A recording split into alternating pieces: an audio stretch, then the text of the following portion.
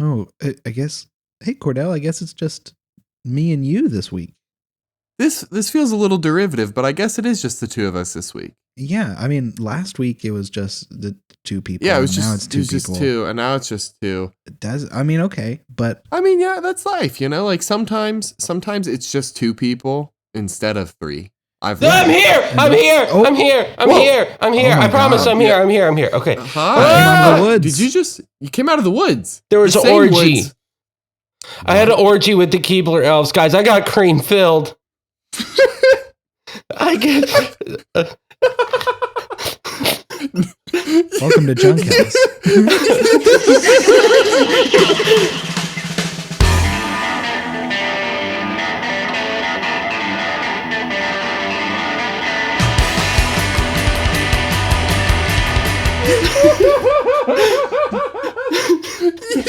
You idiot! All that for a stupid pun. Not just a stupid pun. A stupid pun that's also a callback to the fact that you said you had a timeshare with the Keebler elves. Yeah, that was flawless in every regard. I love the lore we're building surrounding the junk house now. One, we know that there is woods behind our house. Yeah, Two, we know there that is the woods. Keebler elves have a facility back there that they use to make cookies. And three, Yeah, we of know course they gotta. they're down to Raw Dog Caleb. I mean, aren't you? So far in the junk house space, things that we have established. One, Keebler elves live in the woods behind. Two, Carl has a tunnel somewhere around it. Yep. John Normalman knows where it is. Oh, does he? He took my organs. We can't forget about Carl's children. Carl's descendants. His lizard babies. So many children. Jesus Christ. That is deep in the lore of Junk House. That is deep in the lore. Also, the other character, Stephen, I forgot his last name. Wiseau. Stephen Wiseau. Oh, Because it's Tommy Wiseau's brother. Tommy's brother. Yeah. That one time. Yeah. I forgot about him. Yeah. I miss him sometimes. Yeah. Sometimes. Oh, we know that there was previously a room filled with ghosts, Yes. but now they have Yes. been mostly gone. Mhm. We know we once had a ghost housemate, Scremlore, who gave the best sloppy toppy. Best sloppy toppy. Yeah, Best. this junk house is really developing into a junk home.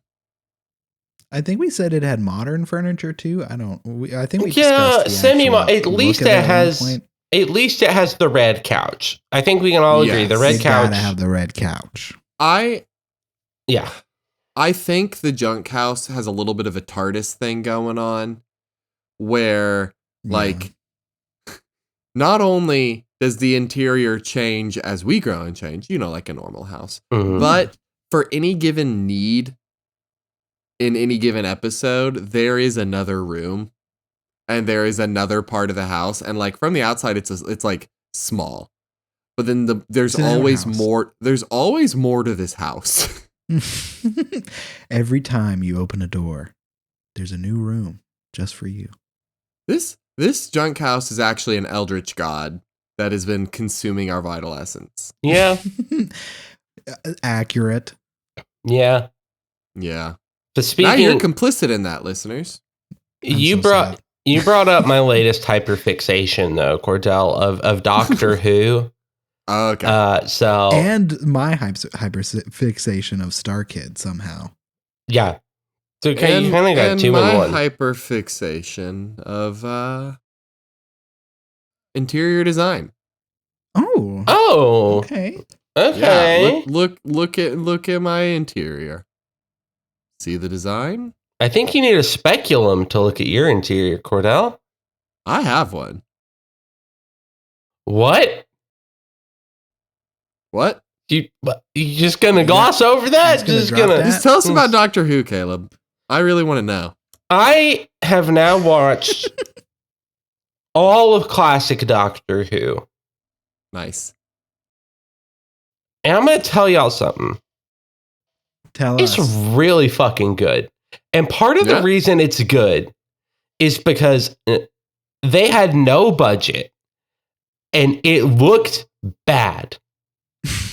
But all of the actors treated it like it was the best thing, that everything was flawless. And I respect them so much for giving all that effort for when you can physically see the Dalek's feet from the men moving it underneath. From when you can see the Cybermen's eyes past the actual eyes of the Cybermen. I love it. It's so good. Yeah. They were playing their heart out with the lowest budget and the junkiest effects. Absolutely. Like and us. I'm also trying to catch up on New Who. So, Yeah. That's the only Who I've watched. Is New Who. New Who is incredible. I'm very excited for the upcoming Dr. Ncuti Gatwa, is his name. Yes. That's an awesome name. Way excited. And it's all going to be on Disney Plus, so it's going to be even easier for people to watch. Yeah. I did not know that. Like, that's sick. Just the new stuff all New Who? Just the new stuff is going to be on Disney Plus. Okay. But New Who, so Eccleston and after, is on HBO Max. So it's there to watch. Classic Doctor Who, you do have to have BritBox. I already had it because I just watch a lot of British TV anyways. So it was just kind of a nice thing. Yeah. I'm smarter than everyone. What can I say? I get British humor. No, you're better than us. I know it. I gotta say, of the New Who, I know everyone. My wife is a real big Matt Smith fan. Loved his run. That's her Doctor. I'm really loving Peter Capaldi though. He is just insanely good. I've been out of Who for a minute, like since middle of Capaldi. I think when Bill came in, I around that time is when I quit. And for me personally, I really enjoyed Capaldi, but felt the writing was just not good anymore as consistently, and that is why I quit. I liked his approach, but I just didn't care anymore. Yeah, that makes sense. What about you, Sammy? Did you ever have a Who phase? I had a massive. I was a Whovian. I got the T-shirts. I had the merch. I had 11's. Yeah, I had Matt Smith's Sonic Screwdriver for a while. My favorite is Tenet though. Always will be. The latest I watched was like 2 episodes of Capaldi, and then I dropped off and got hard into comics. That makes sense. The transition. Were you reading was comics? Exactly there. Yes. Or are you just getting hard in them? I was just getting hard in them while I was reading them. Smart. Wow. Smart multitask. That's Multitask. Good. The pages are so smooth. The pages are nice and smooth. They feel really good. Well, I will then also say, for Sammy, Ncuti Gatwa is not the 14th Doctor, which is the next Doctor in line. He is the 15th. Because this month, November and December, they are releasing a Doctor Who 60th anniversary special where David Tennant and Catherine Tate are coming back. We know that Catherine Tate is Donna Noble again, but David Tennant's like, this is not the 10th Doctor. I am the 14th Doctor right now. This will not be the same. Have you seen the trailer for it? Yes. It's crazy. There's a point. I don't know why I said that so weird the first time. There is a point where David Tennant just is like, he regenerates back into David Tennant. Yeah. He's like, I remember these teeth. Yeah. What's going on? Why? What? Yeah. It's crazy. That shouldn't happen. It shouldn't happen. It's also wild that they're blowing a whole regeneration cycle on a special. Yeah. It's 3 basically TV movies though. But that is still like, and I know that the tacit agreement of Doctor Who is between any given episode for the most part, there could be anywhere, like, especially when companions are not present. Anytime the Doctor drops off a companion and returns at another time, there's an understanding that there could be decades or hundreds of years between them. Doctor shows up again, and he could be 200 years older, and you don't know what he was doing the whole time.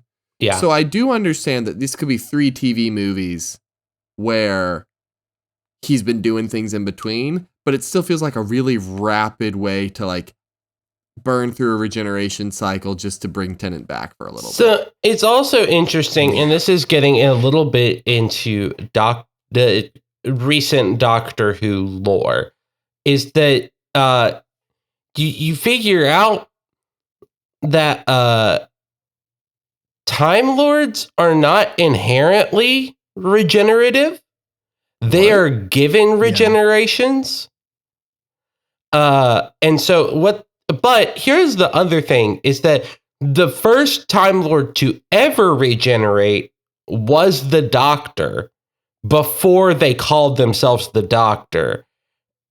And then the 3 people who are like the leaders of Gallifrey basically kidnapped them and tortured them until they figured out how to get regenerative.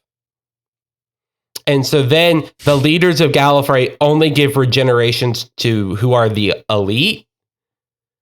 And it's kind of a capitalist hellscape. Is that how he ended up getting more regenerations when Smith was going to regenerate? Because he was like, I'm out of them, but I spent a lot of time near this time hole, and now I'm full of more regenerations. Pretty much, yeah. You just get pumped with enough time juice, and you get more lives? Pretty much, He collected 100 coins, you know. Yeah. Yeah. Get the one up. Listen, you got the 7 red coins before time ran out, and now you get a 1-up, and I'm proud of you. We're all proud of you, Mr. Doctor Guy. We're all proud. But yeah, that basically is how they're explaining it. Because I don't think they want to give the real explanation of now Disney's giving them money, so they want to keep doing it. So Disney is providing the regenerations to the time. Yeah, Disney, because now the number of companies that have bought into Doctor Who and now realize how it's actually a really good show and hugely popular. It's BBC, it's Disney, it's Sony, it's Microsoft. It's all these people are like now like, but it's so spread thin that Russell T Davies, who is coming back as the showrunner, and he was the showrunner for Eccleston, Tennant, and Smith. He's coming back, and he's like, I can guarantee you, is Disney giving us money? Yes. Do they have any creative control over what we do? No. Oh, good. Fuck yes. Like, so I'm not worried about Disney's involvement in Who, which now, is... I want just enough involvement where the Doctor can meet Sora. There you go. That's just imagine that. Hey, it's me, Sora from Kingdom Hearts. Who do you think Doctor from Doctor Who would be the most chaotic 3-way of Disney-related characters with the Doctor? Like, are we thinking Goofy? Yes. Oh my God. Goofy as a Doctor Who companion would slap. Well, Gorsh, Doctor. Well, Gorsh, these Daleks are trying to get me. Gorsh, the Daleks are going to exterminate my Maxie. That's good. Hey, that's funny. I like that a lot. You. Hey, thank you. Yeah. Hey, it's important to me that you know how funny you are.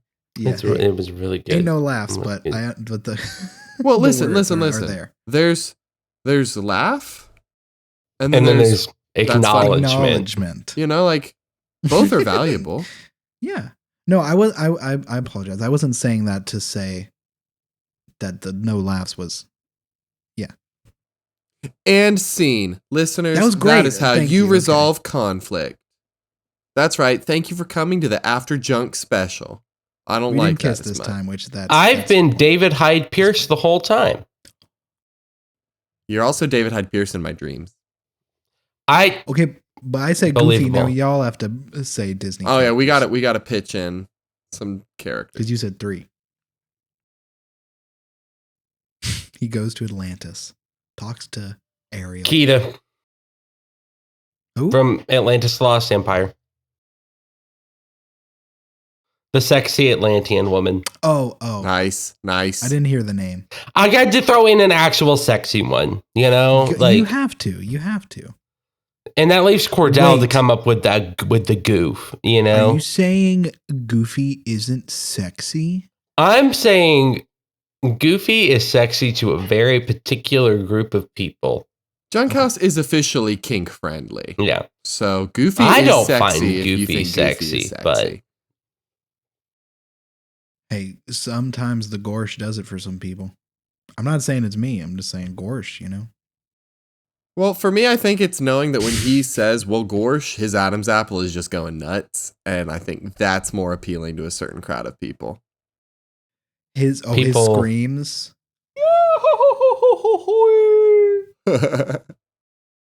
We just made at least 2 people jizz. I hope we can all acknowledge that. There's a principle that every episode of Junkhouse is going to make at least 2 people jizz. Yeah. That's internet rule 35. It's the junk effect. I think the third crossover character. And this opens up Star Wars is available. Marvel is available. Marvel. Well, I also I think Slappy the Dummy. Disney Plus put out a Goosebumps television show. Oh, so Slappy the Dummy from Goosebumps.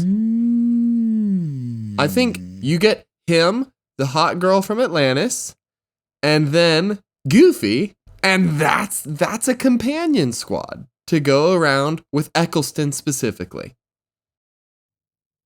I think okay. Can Slappy move his hands? Like, is there like Does he actually slap? He moves himself as much as he wants. But can the fingers move? So they never are shown moving because of low budget, but at the same time, he grabs things all the time. So he can give a hand job. He could.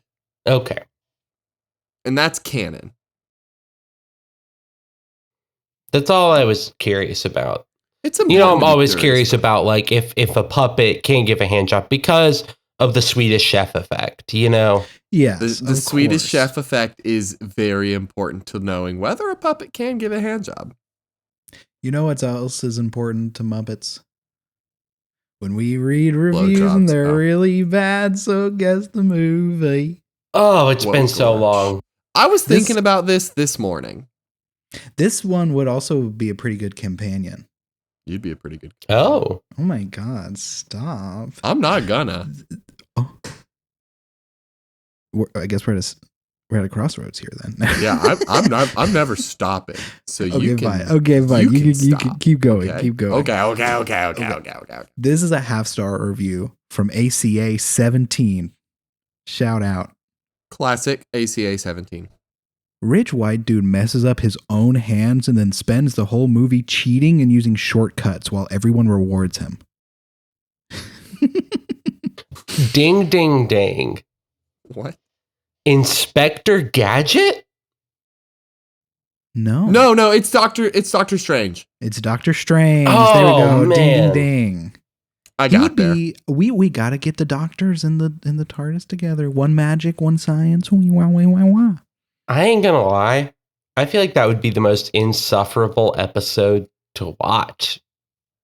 Yeah. Yeah, but that sounds great. No. Well, to me, it's like the BBC Sherlock show, which like people loved it, but I personally was never able to like care a ton about it,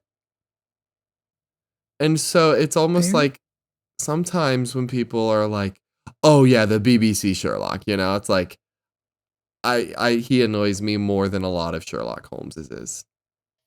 Do y'all remember how there was a point where us as a society and mostly like movie executives and stuff, there was a period of time where all you had to do apparently was go into a studio executive's office and say, "It's Sherlock, but blank," and they would just jizz and give you money. Yeah. Yep.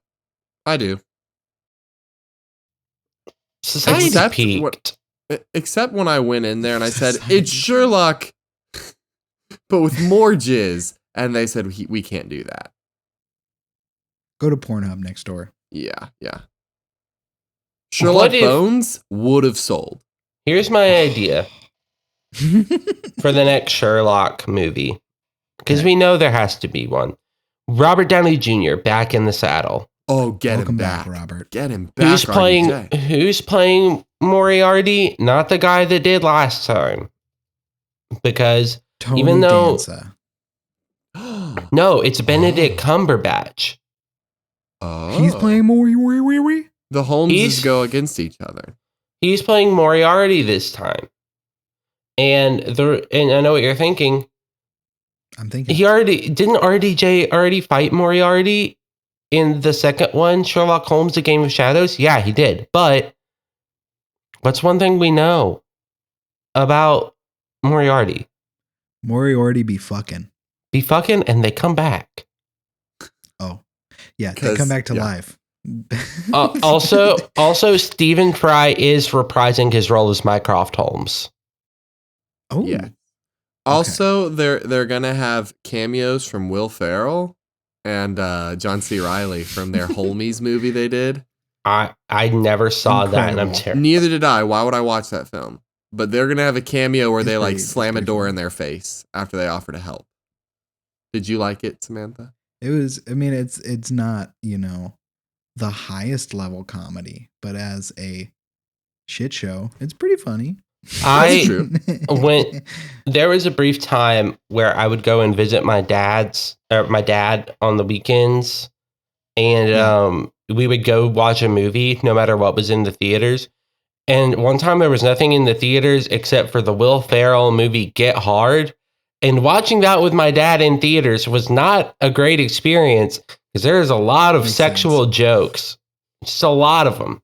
It's a little bit wild that like, because I love like, oh yeah, when we visit, we go see a movie. But it's wild to be like, we have to. And I don't care what's playing. Must. We're going to sit in a movie theater and we're going to watch it. Here's the thing. It's because my dad was desperately trying to connect with me. And he was like, you like movies? Oh, that's so sweet. It's sweet. Didn't make up for the stuff, though. Listen. The stuff. I've learned a thing or two. And the only way to make up for the stuff is through genuine apologies and growth. On God. Jesus Christ. And Amen. Scene. You just came to another after school special. We hope you enjoyed episode 2. This time, I was Jared Harris, formerly known as Jim Moriarty from Sherlock Holmes: A Game of Shadows. This time I was John Stamos. That's for you, Carl. I was Betty White. Oh, rest in peace, girl. Rest in peace. Oh, rip. Such an honor to get to play. Next time I will be Dave Coulier, so whenever I have more of the wholesome vibes in a couple minutes, know that it's another after school special, and I am the incomparable Dave Coulier. Next time I will. I'm sorry about it, but I am being played by Jared Leto. So okay, be sorry. You need to be sorry. Yeah. Like I don't know what's gonna make that happen. Wilder, what the fuck? He got mad and said you're gonna be Jared Leto. Fine. Do you want me to be Werner Herzog instead? He doesn't like Werner Herzog either. Hold on. Let me spit some other actors. Matt, do you want me to be Matt Smith? Not Matt Smith either. Wow, you have a lot of beef. Matt Damon? Matt Damon? That's a good Matt Damon? Wow. What about Ray Fiennes? No reaction. So Ray Fiennes is next. Yeah, let's go, Ray. Thank you, Wilder.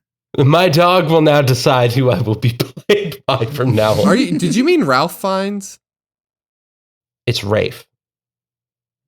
What? Rafe Fiennes. What? I mean, yeah.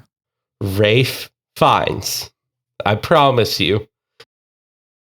It is not Ralph, What? even though it is spelled Ralph. It's spelled Rafe. 100% Ralph. It is Rafe Fiennes. Yeah, It's that's what Wikipedia says too. Wikipedia says that's what Wikipedia says. Rafe and Caleb, more Fiennes. importantly, Caleb. And when you Google, how do I pronounce Rafe Fiennes? It says Rafe Fiennes. And scene. That was our third after school special where Caleb was playing Rafe Fiennes, getting really mad at Dave Coulier for not knowing how to pronounce Rafe Fiennes. And I was playing myself.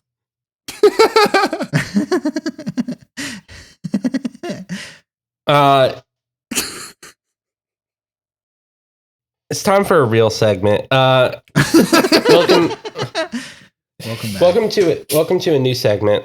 This time I will be played by Werner Herzog. No, but I, for years, have said that the not Reese's Cup Reese's are better than the Reese's. And today Same. I put it where my mouth is. I have in front of me today a Reese's Peanut Butter Cup, a Reese's Pumpkin, and a Reese's White Chocolate Ghost. Now, I've never had the White Chocolate Ghost. I also have a nice crisp Fresca to act as a palate cleanser between them. So, welcome. I will also be joining in the pumpkin, but I do not have the other two. So I'm going to do the dark, cup mysterious first. confession to make at the end of this. If you say you don't like Reese's, you're kicked off the show. I have to tell you that right now. I have a different dark, mysterious confession to make after this. One time I was talking to my mother-in-law and we were talking about candy and I was like, man, I just really love Reese's. And she literally gagged and I was like, you're fine to be wrong about things. Like, that's okay. It's okay. People can be wrong. Here we have Reese's Peanut Butter Cup this week on Caleb Compares It. So this is the Reese's Peanut Butter Cup, as we say every week, just like we say on our other show. 3, 2, and 1. Let's go, Mario. Okay. You know, I had a dream where Caleb sat me down and made me watch him eat Reese's varieties. Was it good for you? Oh, it was great for me. So I'm getting a little something out of this. You're about to get the double dose when he picks up that pumpkin. Here's the thing. Get ready for that. You might. A Reese's Peanut Butter I already Cup. have. Oh, A Reese's Peanut Butter Cup is amazing. incredible. That is one of the that's a perfect candy. That is a perfect candy. Good. I'm Describe the ratio. Describe the ratio. It feels like a 1.5 to 1 ratio of like 1.5 peanut butter to 1 chocolate. Okay. And the chocolate serves as more of a shell than it does like obviously it's a component to the flavor and everything. But all right. Yeah. Here we go with the Fresca. This is a grapefruit soda. I love it. Shout out Fresca. Yeah, sponsor us. That completely got the Reese's flavor out of my mouth, so it did what it was intended to do. Sammy, if you'll join me, and Cordell, you'll have to kind of narrate. My pumpkin got a little fucked up in transit. Yeah, I think he got a little melty.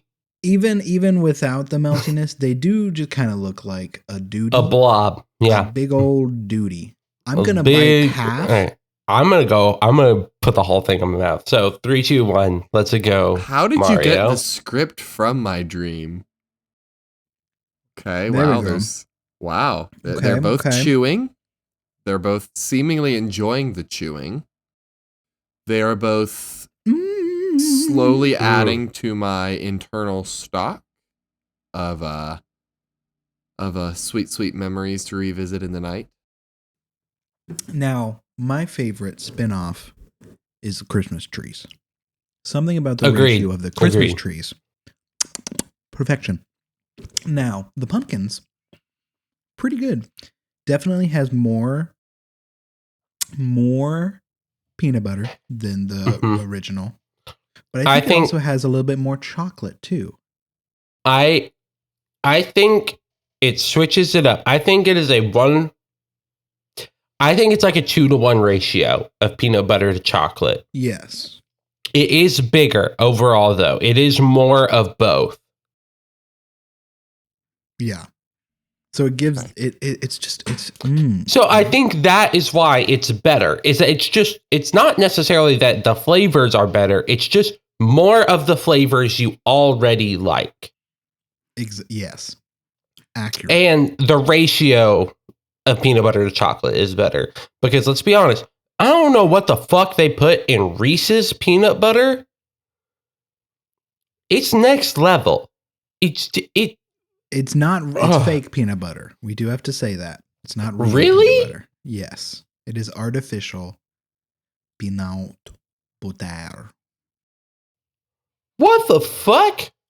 Because they sell like actual Reese's peanut butter, but it's never tasted like what's in the cup.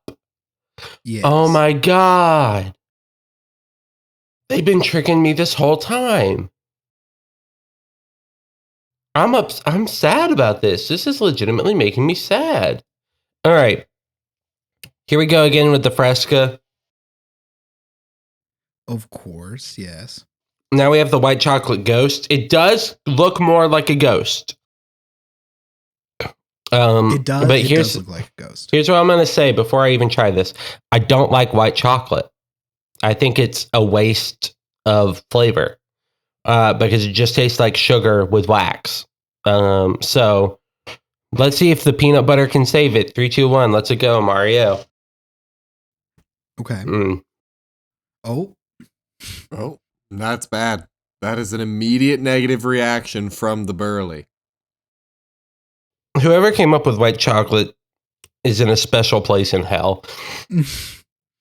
I just don't like it. Anyway, here's what I'm gonna say. I was right, and Sammy was right. The holiday varietals are better. They're always better. Always better. Always better. So thank you for coming back. Yeah, thank you for coming and enduring that with me. 10 out of 10 and you know what? Even the peanut butter did kind of save the white chocolate a bit. So I'll give that one like a 7 at least. Okay. Yeah. But yeah, the ratio was better. So the history of white chocolate is a little bit ambiguous. I wanted to find out just who you were condemning to an eternity in hell. So when you look originally, it came from Switzerland. Well, I guess I hate the Swiss. Well, just one. So, as white chocolate is essentially milk chocolate devoid of cocoa solids, it is perhaps noteworthy to recall that the latter, so milk chocolate, was developed in the late 19th century by Daniel Peter, and that it quickly became the most popular type of chocolate. Because it's good. Here's where we start getting names you could put into this, okay? Okay. Such as the Nestle Company. In 1936, white chocolate tablet Milky Bar, or Galac, was launched in Europe by the Swiss company Nestle. A major player in the Swiss chocolate industry and owner of the Peter Callier factory, whatever. Anyway, Nestle is credited for the first white chocolate bar, although earlier forms of white chocolate had probably been made before 36. But here's the thing. It was introduced in the United States in 1946 by Frederick E. Hebert of Hebert Candies in Shrewsbury, Massachusetts. So would you like to condemn him specifically? Hey, I like white chocolate, so I'm going to condemn him. Okay. Well, I'm going to condemn him. He is now in hell.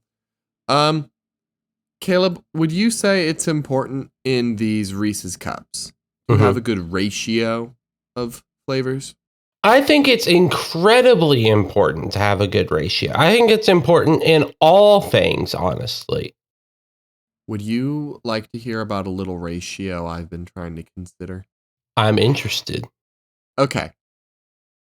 So, a couple weeks back when it was still a lot warmer and more consistently warm, Emily and I ended up getting like some fruit gnats, GNATS. They were flying around our little kitchen doing fruit gnat things. We wanted them gone. So, we bought a plug-in catcher. And it plugs in, has a nice ambient blue light that draws them in. They land on a sticky pad. You get a refill later. I recently got one of those because there is one fly bothering me in this house. It's really nice, right? It's good. It's pleasant to look at and also gets the job done. Here's what happened to me. I walked into the kitchen and I checked the trap and I saw 4 gnats.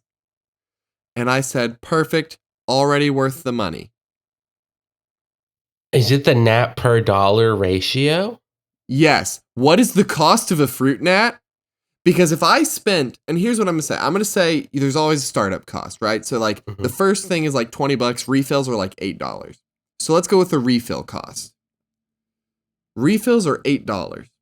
Okay. If after 4 gnats, I am happy and feel satisfied, that meant that a fruit gnat to me was worth $2. That I would be willing to pay an individual $2 to kill a fruit gnat. And that feels exorbitant. That feels too expensive. Yeah. I would like, and that made me think though. There is a number of gnats killed, or a number of flies, bugs, whatever, where you would be dissatisfied with the product. Which means that there is a number where you would be satisfied, which means there is an approximate cost that we could identify that you would be willing to pay to kill a bug. Now, Cordell, I'm not trying to throw off your ratio here, but a 6-pack of refills, so 6 refills, retails on Amazon for $15. Okay, that makes this nicer. So 15 divided by 6, I'm pretty sure that's just 2.5. So that means for your 4 gnats on the trap, it's only costing you 62 cents to kill each gnat. And I feel better about 62 cents per gnat. I was personally thinking if I were to charge a price for A Bug's Life, not the wonderful film, but the life of an actual insect that I'm trying to kill, I feel like 50 cents is a reasonable price. I would give someone 2 quarters to kill a bug that was annoying me. Now, the other option is if you're trying to put a money down for A Bug's Life, it starts at $79 or $7.99 a month for Disney Plus. And then you can watch A Bug's Life however many times you want. So what's the runtime of A Bug's Life? That's a good point. Now we got to get this new. What if I want to own A Bug's Life? Listen, on DVD, let me do this.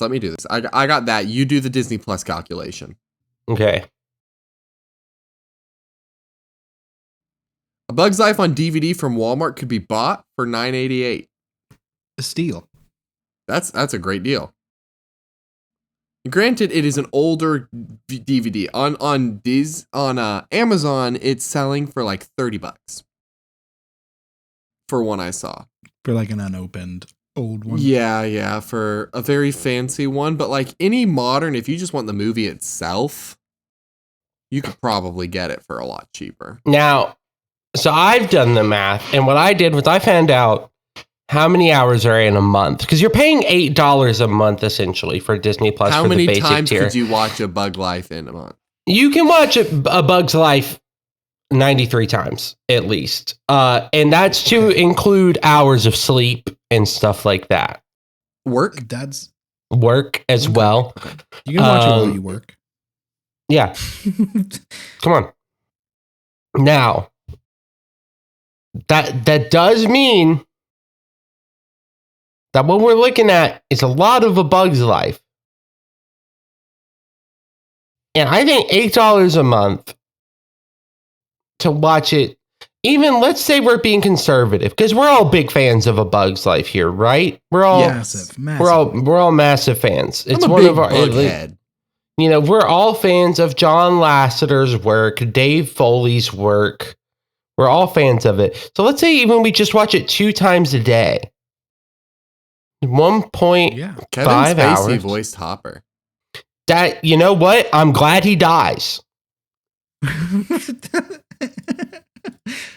Let's say to average, Kevin Spacey's a shitbag. Like, I mean, even if you just watch it 2 times a day, that's 90 hours of A Bug's Life. Divide that by the $8. You know what? It's a good deal. It's a really good deal. What is that per hour of Bug's Life? Like, what is the unit cost? 90 hours, $8. So $8 an hour divided by 90, because we're doing. Well, we're it's seeing $8 how much. Yeah. $8 hours a month. in a month. So just Yeah, $8 because you're watching. That's just watching Bug's Life 2 times a day, which I feel like is the reasonable national average of how many times people watch A Bug's Life. You're only paying 8 cents per Bug's Life. Or per hour of Bug's Life. Per hour of Bug's Life, 8 cents? Now, That's a steal. Per Bug's Life, that's just $8 divided by 45, because we all know that the exact runtime of A Bug's Life is an hour and 35 minutes. So I'm rounding it down to an hour and a half to be safe. That's only 17 cents per Bug's Life. Yeah. And if you do the average national average of 2 Bug's Life watches per day, 90 hours in a month, the $30 cost for a DVD from Amazon is approximately 33 cents per hour of Bug's Life. Yeah. So if you multiply that by 1.5 to get the approximate runtime, you end up with a clean 50 cents a Bug's Life watch per month. But then again, that's just going to get cheaper over time. You own that DVD. So until you burn it out by watching it twice a day, every single day, let's say that DVD, after a month, you've paid it off. 50 cents a watch? You've paid off that DVD over the course of a month. After month 2 or 3, which 4 months of twice daily consecutive watches will burn out a DVD. You know this from experience from your first copy of A Bug's Life. Yes, and from the time I discovered the Iron Giant. Let's be real. Okay, fair. That's another movie that we all know every American watches at least 2 times a day. And if you don't, you're a communist. Oh, well. So, 4 months after 50 cents, that's 3 months worth of Bug's Life that you didn't need to pay for. And that just means 50 cents divided by 4, and you've got the 4-month cost. That's 12.5 cents.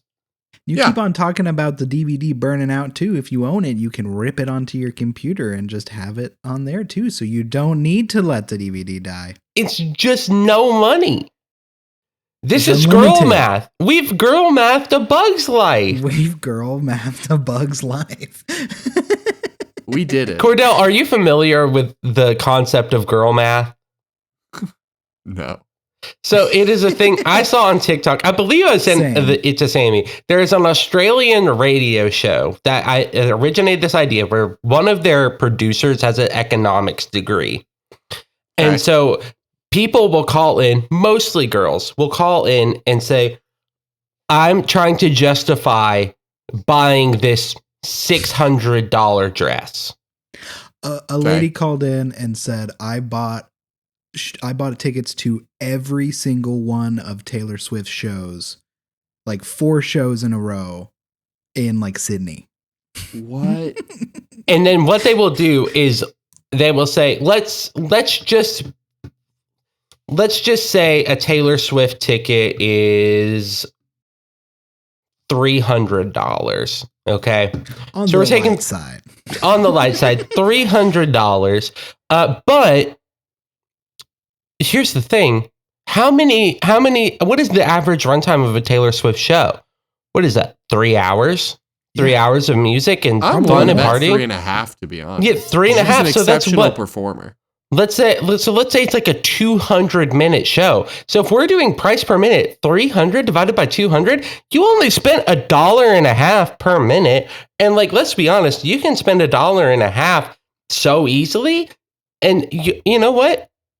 That's fine. And plus you enjoy it. That's basically free. You basically did not pay anything to go see Taylor Swift 4 times in a row. And that's girl math. That's girl math. It's justifying your purchases. And now I have fallen victim to girl math a few times. One of them this past weekend, because, and I talked this out to Olivia, because one of my favorite series is the Metal Gear Solid series. Okay. This past few weeks, Metal Gear Solid Master Collection 1 has come out for the Switch, which is 5 games plus a bunch of bonus content. And so I literally did talk it out to Olivia of, well, it will take me approximately 20 to 25 hours per game to beat each of the 5 games. Plus, all the replays and stuff. It's a $60 thing. That's 5 games at about 20 minutes or $20 or 5 games for $60, 20 hours each. I'm paying less than $1 per hour of gameplay. That's basically free. Yeah. This is dangerous that we've started talking about this. I've been trying to avoid girl mathing my way into spending money on a mobile game, but you may have just enabled that. No. What is the mobile game? What is the mobile Snap. Game? What is the cost? So that's the thing. And here's the trick is Marvel Snap makes it a little bit more complicated to deal with. I'm pulling up my Marvel Snap app right now. Okay. Because the way they've got current card acquisition is for the brand new cards, you can get them in the token shop if they roll through and if you have the tokens. But also they have spotlight caches, where every 120 collection levels, you get a key. And then you use the key to get randomly one of 4 cards represented in the cache. Which means if you want one of the cards only, like for me, there's 2 of the 4 cards I want this week. Yeah. A 50-50 chance to get what I want. I did not get what I wanted. So, if I wanted to guarantee getting what I wanted from a spotlight cache when I wanted it, I would have to collect 480 collection levels in order to guarantee getting it. Okay. Every collection level costs... This is insane that we're doing this. Costs 25 credits. Okay. So, if I need to get 480 levels at 25 credits, that is 12,000 credits to get that far. How they much sell credits? They sell gold that can then be used to buy credits.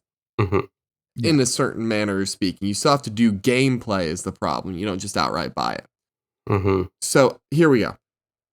The best rate probably, well, it's actually pretty consecutive. 1,200 gold will buy you 1,500 credits. So 12,000 divided by 1,500 is 8. You would have to buy that 8 times. 1,200 gold can be bought. You can buy 1,450 gold for $20. So it would be $160. Yeah. So that is instantly not worth it. And I'm glad we mathed it out like that. Yeah. Even by girl math standards, that's a little bit. But that's a little bit. Here's much. The problem: $160, right? That's what we came out to, approximately. Approximately. How many hours a day do I play Marvel Snap? That's because if I play, let's just call it 2 hours. Let's call it 2 hours a day. 160 divided by 2, that's 80. Okay, but 80.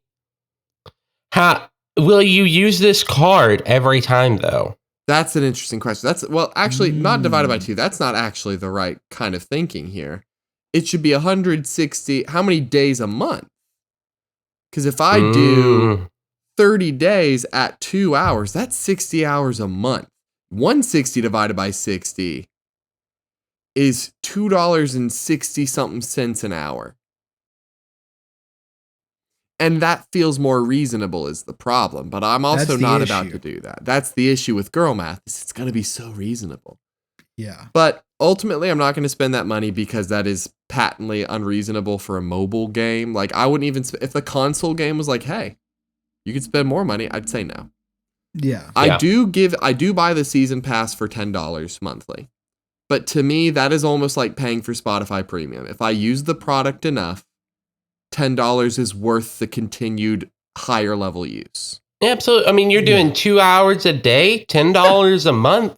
That's nothing. That's like 60 hours a month-ish. That's like if it's a 60 30-day cents month. a day.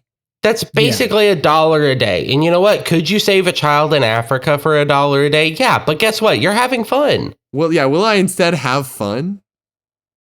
So, all that to say, thank you for rescuing me from a problem you almost caused. Yeah, you're welcome. That's what we're good at. That's what we're good at here. We're good at causing problems and then fixing them.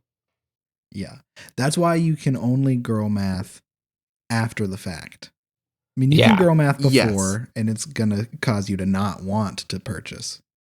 Girl math before Girl math shows after. you how unreasonable what you want is. Girl math after lets you feel better about being unreasonable. Exactly. Exact space. So, exactly. Emily just came home for lunch, and as we were talking about girl math, she was giving me the stink eye. I don't think she's aware of what it is, and it just sounds like I'm being incredibly sexist. Yeah. Wait, she does know. Why are you giving me the stink eye then?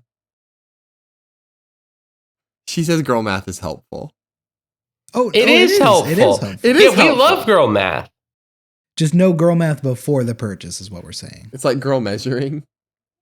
What is girl measuring? Come here, and speak. Yeah, let's get Emily on the pod real quick. Hello, this is famed beloved wife Emily. Speak into this little microphone. Okay. Just sit about where I am and just tell the people. So girl measurement is where you don't have a tape measure or anything. So you use your like arms or your hands or just holding the space in front of you.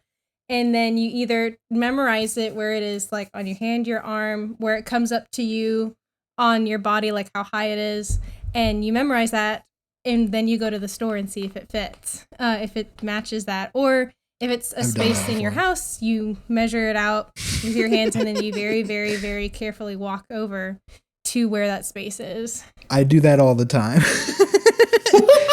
Especially the like measuring with my hands and then like I do that all the time. She's saying she does it all the time. Yeah. Girl math, girl measuring. It works. It really does. So girl math, just to make sure we're on the same page, my darling. Girl math, as they explained to me, is that you, after the fact, break down the like amount of usage you're going to get out of it to justify a purchase. No, you do it before. Oh. To warrant the price. So like, so Emily's using a good it as a justification. It's as and okay, so like an example.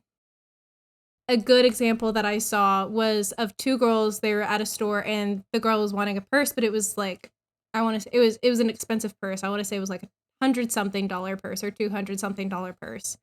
And she was trying to like figure it out of like, is this going to be worth purchasing? And they broke down like how often she would wear it with, how many outfits it went with, what events that she was planning to use it for. So it ended up, even though it was like a $200-something purse, she was going to use it a lot. So that's girl math. Yeah, with clothing, that makes sense. Yeah, because that's an investment. Their example was the Taylor Swift tour and buying a ticket for every show.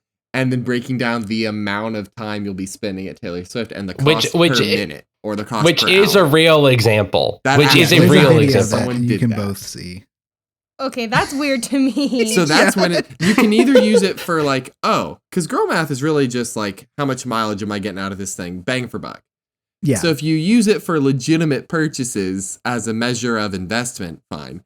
If you use it after the fact, it's to justify doing something impulsive. Okay. Yes. Yeah.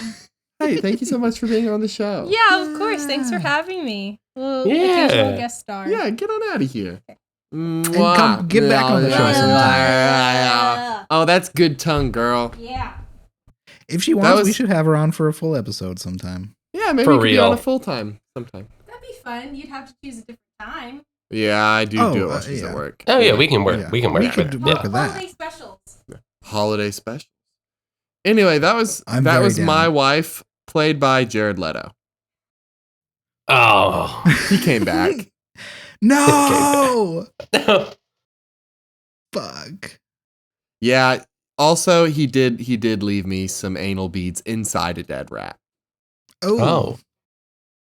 That's like a double whammy of kind of gross. Yeah. Although very accurate to trying to do method acting for my wife.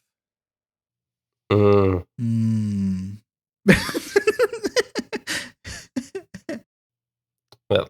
Well. Hold on. Someone's coming. What? What? Hello? It's What Caleb's are you? wife. What are you doing? Oh, fuck! Oh, shit, Oh wow, that was a dynamic fight. Hey, everybody! Carl! I've decided to come back. Am I supposed to be prepared for the debate? That's a good question. I think we still got a couple months. Also, thank you, Cordell, for mentioning John Stamos earlier. That did save you from my wrath. I did really want to avoid your wrath, Carl. We're always trying to avoid the wraths of our friends. I've just been really spending time with my kids. Good. Glad to hear it. Father of the year. Who's your favorite? You want me to name my favorite kid? You can't tell them I said this. We won't tell them. Because I tell, and because sometimes they all say like, "Am I your favorite kid? Am I a favorite?" And I say, "I don't have a favorite, but I do." Everyone has a favorite. It's Crimson. Scrimson, I love him. Grimson. I don't. I have too many kids. Well, he'll come on the show sometime, I'm sure. But so Scrimson, it's kind of, I started naming them by throwing 5 darts at a time at a dartboard with letters all over it. And I take whatever letters it hits and just arrange it in some way that makes a name. Okay. I mean, when you've got method, now, I don't know if I told y'all guys, I've been having more kids since the last time I was here. So there's easily 30,000 now. Whoa. Wow. Okay. Yeah. Now, Dad Carl, of the I year. do have a logistical kind of a Carl math to ask. Uh-huh. Yeah. Carl Math I've been employing it every day. So 30,000 children. uh-huh. Mm-hmm. Do you require an individual ejaculation per? No, because if you remember, they're clones. So Okay, so you've updated the vats. Like you've got more capacity to clone. Gotcha. Okay. mm-hmm. Upgraded. As we know, of course, I'll have to stop at 525,600 because then I can't spend more than a minute per kid per year. So that's the max number of kids I can have. Well, you could have more kids, but then they would get neglected and. Yeah, I want to make sure I can give them a minute. Yeah. And little known fact, that is what Rent is about. People think it's about how the many AIDS kids crisis, I can have, but it's about how many kids you can have to spend a minute with them each year. It's also just my autobiography. I actually wrote Grant. Which character were you? Whoa.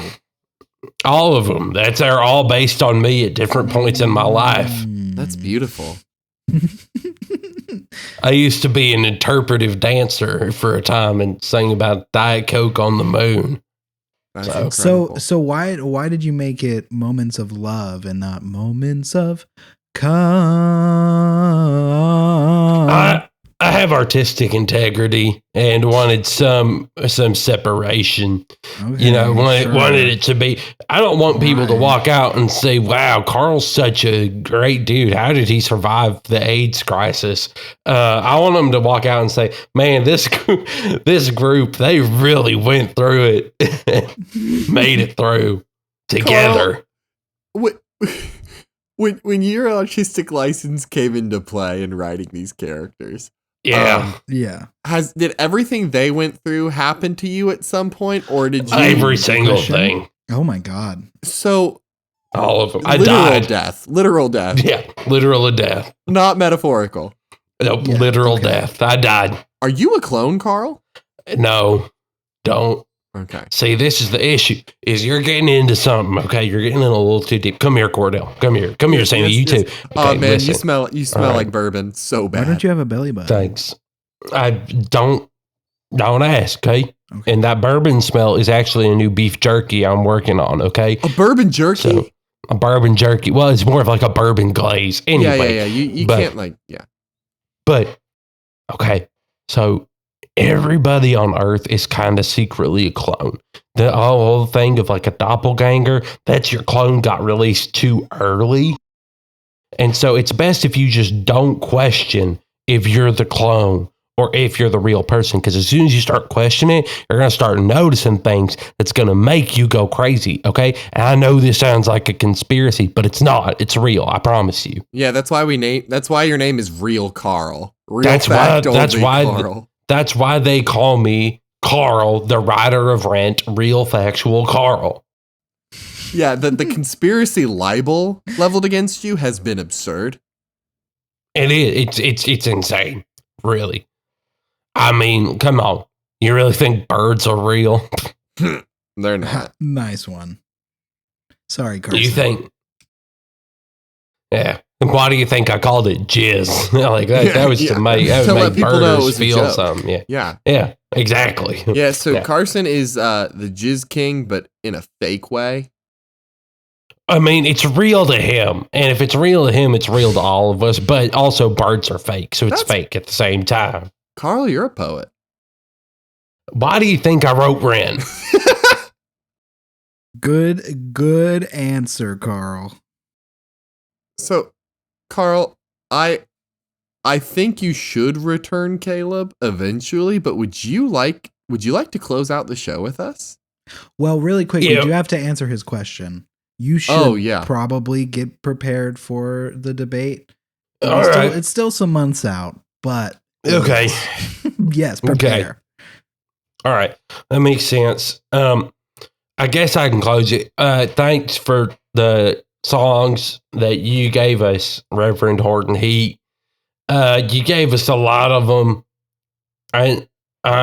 Should I have segued into this? Let me No, go you're doing back and great. try You're good. again. No, it's okay, Carl. Let me try You again. can get one more shot. It's okay. Just like the river comes cascading down the mountain into the sea, so does the sounds of the Reverend Horton Heat come cascading from your headphones or car stereo or earbuds, or this is too, it comes from an ear device to your ears through this show. And we got to thank them because they let us do it. So, Psycho Billy, freak out. Smoke them if you got them.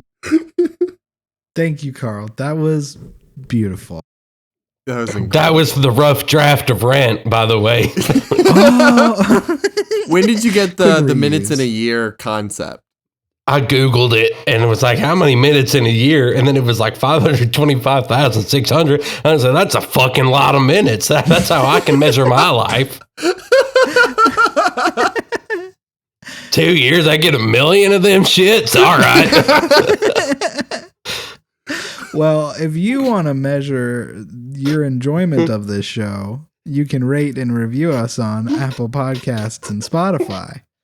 If you want us to be a part of your life even more, you can follow us on Twitter and TikTok at Junkhouse Pod on both.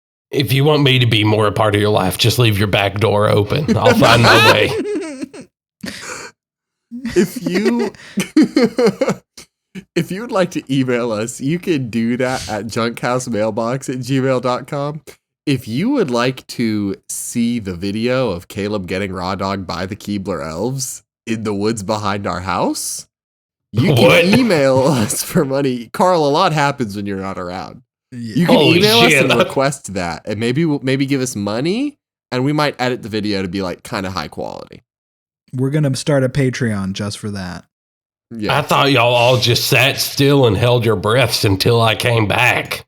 Well, that's what I do mostly. But Yeah, there's Caleb- moments. That's fair. Listen, I mean, There's moments.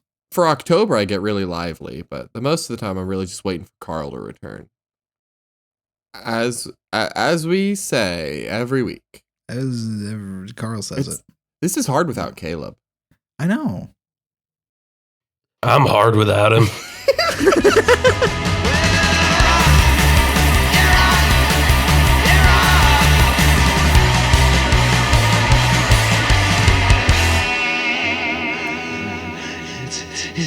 It's a psychobilly freakout!